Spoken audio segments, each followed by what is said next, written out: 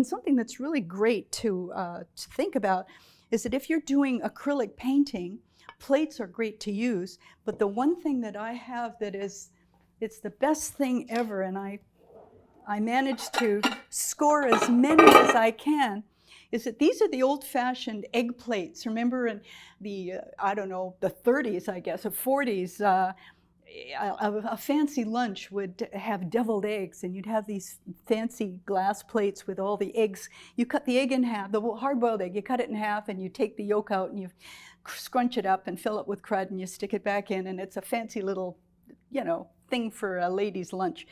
Nobody does that anymore, but if you go to a secondhand store, you'll find these plates. They are perfect, perfect for acrylic painting because the paint doesn't stick. It comes right off. Plastic, you're never going to get the paint off, ever. It sticks forever.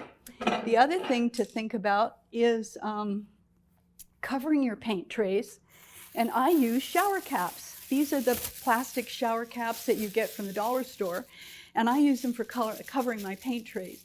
And I use it for covering just about anything. In fact, I use them for covering pies and salads and all that kind of stuff at home. And they wash really well. You just shake them out, dry them up on the counter, and they're fine. But for painting, can't beat it. And they're cheap, and they last forever. I keep them until the elastic busts, and they're great.